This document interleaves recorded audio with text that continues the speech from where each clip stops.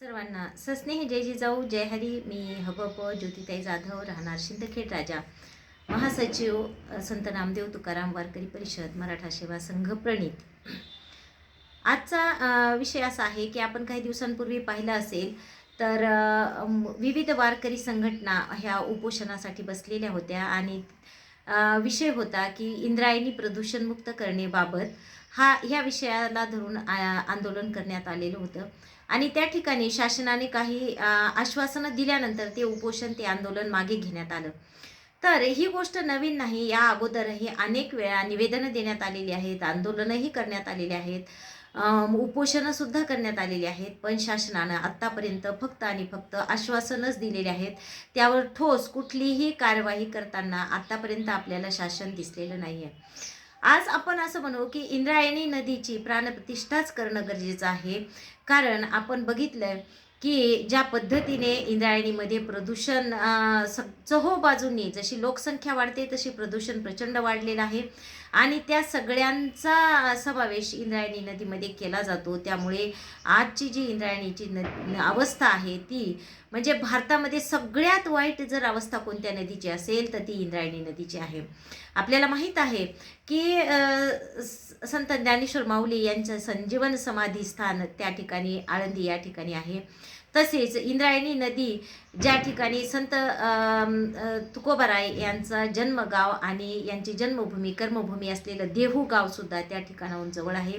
वडुबुद्रुक असेल, तुळापूर असेल, हे तीर्थक्षेत्रसुद्धा इंद्रायणीशी संबंधित आहेत, इंद्रायणीच्या जवळ आहेत.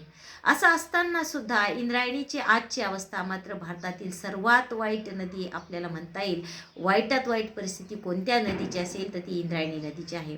कारण आपण जर बघितलं तर चाकण MIDC मधून जेवढं काही केमिकल्स असतील म्हणा, जेवढं वेस्टेज आहे ते सगळं इंद्रायणी नदीच्या पात्रामध्ये आणून सोडलं जातं आणि प्रचंड प्रमाणात त्या ठिकाणी आज औद्योगिक वसाहती सुद्धा त्या ठिकाणी स्थापन केलेल्या आहेत. कामगारांच्या चाळी आहेत त्याचं सुद्धा सगळं मलमूत्र विसर्जन जे आहे ते सगळं इंद्रायणीच्या पात्रामध्ये केलं जातं.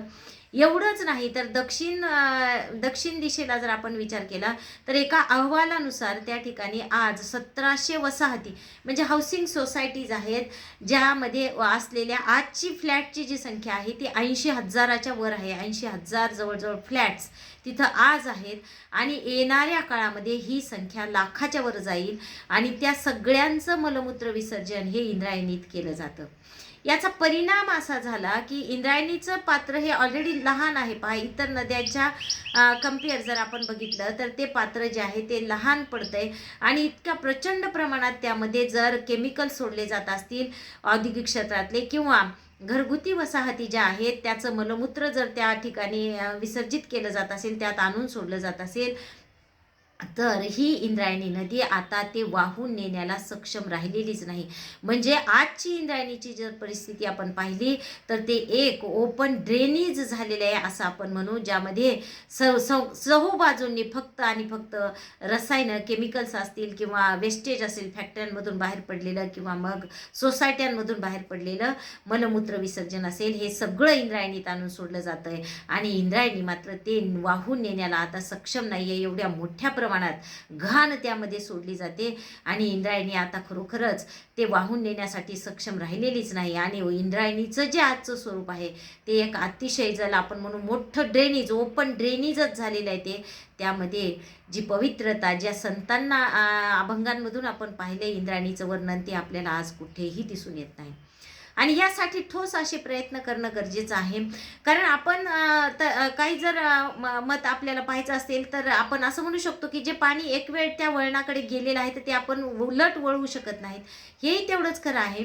पण तज्ज्ञांच्या मते असं आहे की जर त्या पॅरलल जो इंद्रायणीचं पात्र आहे त्या पॅरलल तुम्ही जर एखादा नाला शासनाने करून दिलं, त्या पद्धतीचं नियोजन त्या ठिकाणी केलं तर ते शक्य होऊ शकतं. किंवा प्रचंड मोठमोठ्या पाईपच्या आकारामध्ये आपण त्याला अंडरग्राऊंड काही व्यवस्था केली तर तीही त्या ठिकाणी होऊ शकते. तज्ज्ञांच्या मते यावर अनेक पर्याय आहेत. किंवा आता लोकसंख्या कमी करणं आपल्या हातात नाही किंवा वसाहती निर्माण होऊ नयेत हे मी म्हणणार नाही, पण यावर काहीतरी पर्याय असा काढावा जेणेकरून इंद्रायणीला श्वास घेता यावा, ही मागणी या ठिकाणी मी आपल्या व्हिडिओच्या माध्यमातून करते. कारण जसं आपण पाहिलं की काही दिवसांपूर्वी आपण प्राणप्रतिष्ठा केली अयोध्येमध्ये, मग आज आपल्या महाराष्ट्रात सगळ्यात महत्त्वाचं आणि सगळ्यात अर्जंट काय असेल तर या इंद्रायणीची प्राणप्रतिष्ठा करणं आहे. कारण यापुढे जर इंद्रायणीला आपण वाचवू शकलो नाही तर इंद्रायणी आपल्याला फक्त संतांच्या अभंगामध्ये आणि चित्रामध्येच दिसेल, ही मात्र परिस्थिती यायला वेळ लागणार नाही.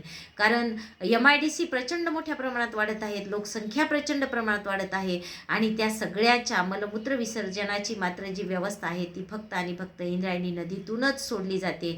त्यामुळे इंद्रायणीचं जे स्वरूप आहे ते आज अतिशय भयावह आहे. या ठिकाणी फक्त वारकरी संघटनाच नाही, आतापर्यंत जे आंदोलनं केलेली आहेत, आता काही दिवसांपूर्वी हबप मुबारकभाई शेख महाराज ते बसले होते उपोषणाला, तर वारकऱ्यांनीच नाही किंवा हबपनीच नाही तर संपूर्ण महाराष्ट्रातून जनसामान्यातून हा लढा उभारला जावा, जेणेकरून सरकारला जाग येईल आणि सरकारने त्यावर काहीतरी उपाययोजना करावी की इंद्रायणीला मोकळा श्वास घेता येईल आणि इंद्रायणी पुन्हा आपल्याला खळखळत वाहत जाणारी दिसावी, हीच एक अपेक्षा करते आणि थांबते. धन्यवाद. रामकृष्ण हरी.